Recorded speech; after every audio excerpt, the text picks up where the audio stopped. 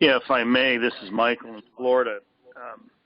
I think it's time we, the people, make a declaration of emergency.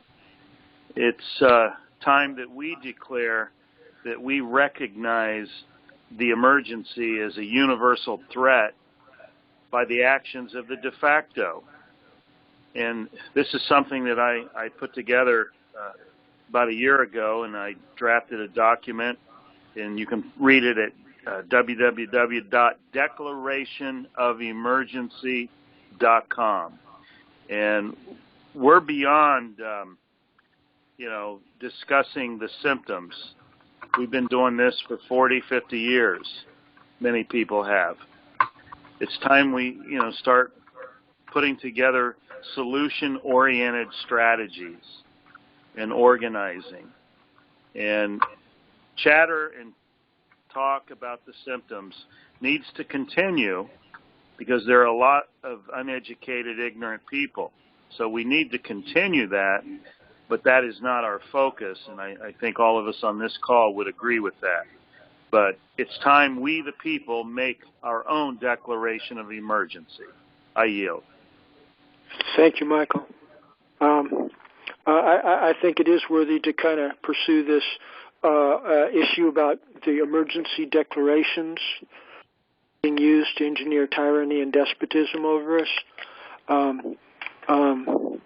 Yes, I recall now, thank you, God, the inspiration of where I was going with all that is that most states' statutory codifications have sections on how to deal with emergencies, and Oregon's is really, really clear. It says clearly in Oregon statute that the policy of dealing with emergencies is to be as local as possible. In fact, it says that's the only reasonable way to do it. Big government can't do it. They don't have the resources. It's got to be done on a locality-by-locality basis. That's the only mechanical way that you're going to be able to deal with serious emergencies. Okay? It's natural law. You can't fight it. When we have statutes recognizing things like that, and keeping the peace is an emergency, and so is administering justice. Okay, and so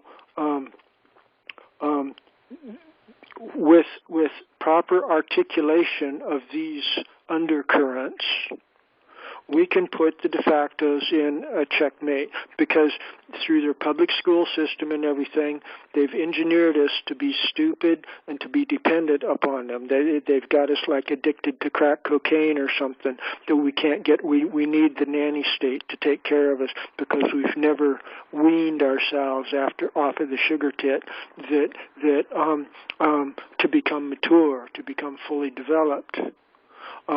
And that's what we need to do, and they don't like it because they want to, because they're parasitical in their essential nature. They're siphoning lifeblood and energy off of us. They don't want us to mature. And that's the essence of the constructive notice of treason document that's related here too, as I'm sure all of you are fully aware. So anyway, I covered quite a bit there. Comments, questions, anybody? This is David. Well, first of all, I just wanted to say that I've gone to the declaration that Michael wrote, the people of America make declaration of national emergency. You know what? When you did that a year or so ago, I actually appreciated it so much that I took the excerpt of that entire thing and I put it into some documents that I sent to probably the U.S. Department of Justice and some others to let them know that based on the supporting evidence I was providing, I had reason to stand behind that declaration. So I've taken that declaration, you've got it publicly posted, it's not been retracted or anything like that, and I have served that, in so to speak, onto the the national level. So just to let, and I think I probably copied you back then in the documentation that I had sent out. So just wanted to remind you about that. If I may, Michael, Florida, just wanted to thank David for that heads up there on that. That's great. Just wanted to also give a piece of notice here. On Friday, we went to a gun store, combination gun store pawn shop, and it's owned by a man and his two sons. And I've been there, probably a year or two ago, one time, maybe twice. Didn't really engage them in any particular conversation, bought a few items. They have a nice selection. And made a few purchases a couple years ago, year and a half ago. But I went back Friday and found them to be very, very positive in their conversation regarding the formation of a county neighborhood watch group militia. And they agreed that the time has come that, we start thinking outside the box. And it was a very positive engagement that we had for about 40 minutes, and it was encouraging. And they definitely want to stay in touch, and they even informed me, the father did, that they have even begun creating a loose-knit group of close friends that have pledged to protect each other and come to one another's aid when needed. So the time is starting to be recognized by many people, common people, that we need to start, efforts of protection, And this is a good sign. This is a very good sign. Years ago, you talked to people about creating a neighborhood watch group or militia, and they look at you deer in the headlights.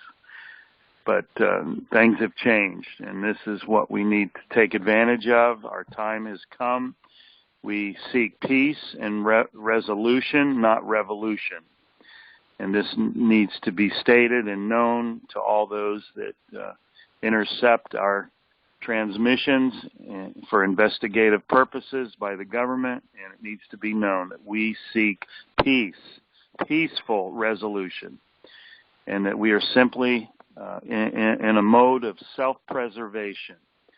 And when I made this announcement, I told them at the pawn shop gun store, I made an announcement at the local county commissioners meeting, and that we have citizens, needing and wanting a militia to protect us, and they thought that was great, and it stirred the conversation, and that was another good sign. So I just want to let everybody know about that, at least down here in Florida, and I know other states are in the same manner, but down here it's alive and well, and freedom is being protected. So I just want to let everybody know that. Thank you. Over.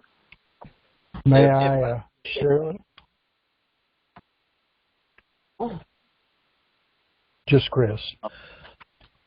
Part of the situation that I have been drug into out here is because of my activism and advocacy at county commission meetings. Here, I don't know how it is in other county commissions, although I suggest that there might be some similarity in some places. They have a pit of vipers that are all attorneys sitting there, probably 20 or 30 or more.